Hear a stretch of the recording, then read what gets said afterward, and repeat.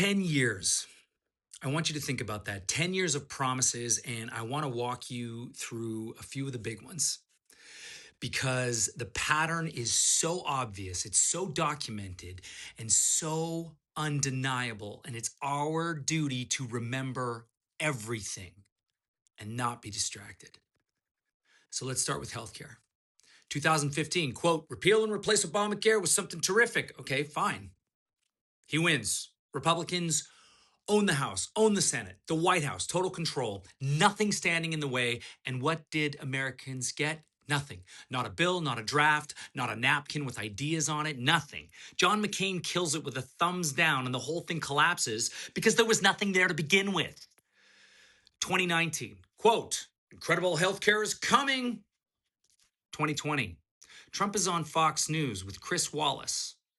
And he says this on camera. We're signing a healthcare plan within 2 weeks. I want you to remember that. 2 weeks, because 2 weeks later, he was on a fucking golf course. 2024 presidential debate. ABC asks him point blank, do you have a plan? Quote, direct quote, I have concepts of a plan. 10 years, 100 promises, fucking concepts. Infrastructure, $1 trillion. He said it every year. And then he declared Infrastructure Week. And then he declared it again and again and again, 7 times. CNN counted 7 infrastructure weeks, and every single time it died, usually because Trump fucking torched it himself.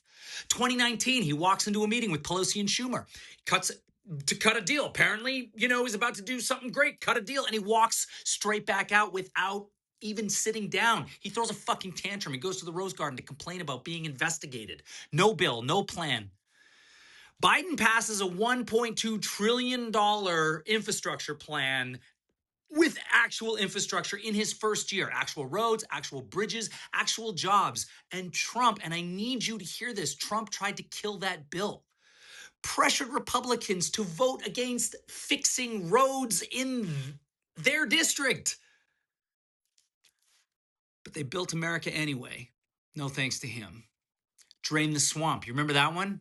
That was his whole thing. I'm going to drain the swamp, drain the swamp. Okay, let's talk about, the kind of scum he invited into the swamp. His campaign chairman, prison. Personal lawyer, prison. National security advisor, prison. His own chief of staff called him the most flawed person he'd ever met. The swamp didn't get drained. The swamp got a corner office and security clearance. And now we have a war that nobody voted for. Gas is up 25% in 3 weeks. A fifth of the world's oil supply choked off. Real bombs, real fucking casualties. And this man is on Truth Social telling you all that it'll be over soon.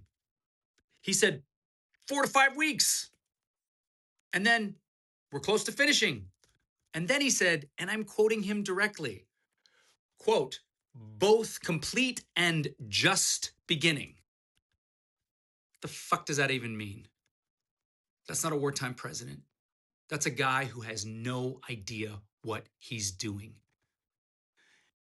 and has never once in 10 years been held to account for it. He never had a plan, not one time. See, the promise was always the product, just to string you along. Blame somebody else, cash the check, repeat. The midterms are in November. The House, the Senate, every single person that looked at the last those 10 years and said, hey, you know what? Shit's fine by me. They are all on the ballot. And that is the only receipt that changes anything. They are they are banking on you staying home. They're banking on your apathy. Please don't give it to them. Register, show up. And all the shit that I said, don't take my word for it. Go check every fact. Every fact I gave you, it's all there. It's all on the record. It always has been. This is where we are. But it doesn't have to be this way. Vote.